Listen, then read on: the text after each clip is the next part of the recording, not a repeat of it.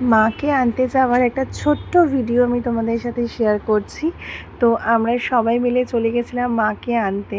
আমাদের বাপের বাড়িতে মেনলি দুটো পুজোই হয়, একটা লক্ষ্মী পুজো যেটা আমাদের বাৎসরিক পুজো যেটা আমাদের করতেই হবে, আর একটা হচ্ছে মানে সরস্বতী পুজো। তো লক্ষ্মী পুজোটা যেহেতু আমাদের কোজাগরী পূর্ণিমার দিন হয় এবং আমাদের এবারই নিয়ম হচ্ছে সরাতে পুজো করতে হবে, তাই মেয়ে না সরা কেনা মানে সরাতে পুজো ওই ব্যাপারটা বুঝতে পারে না, মানে জানছে পুজো হচ্ছে কিন্তু মানে এরকম ঠাকুর এই মানে এই জিনিসটা তো বুঝতে পারে না, ও অতটা বোঝে না। কিন্তু সরস্বতীর ঠাকুর মানে সরস্বতী পুজোটা যখন হয় তখন বেশ মূর্তি দিয়ে আনতে যাওয়া মানে ওর একটা বীভৎস রকমের একটা এক্সাইটমেন্ট থাকে।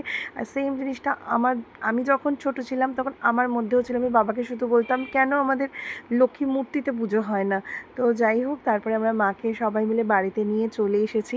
আর আগে যখন আমাদের মানে স্কুল লাইফ কলেজ লাইফ ছিল, কলেজের থেকেও স্কুল লাইফটাতে সরস্বতী পুজোতে একটা বীভৎস রকমের উন্মাদনা ছিল। স্কুলে যাওয়া, শাড়ি পরবো, মায়ের শাড়ি, স্কুলে খাওয়া দাওয়া, তো দারুণ। তো এখন তো এগুলো সব নেই। তো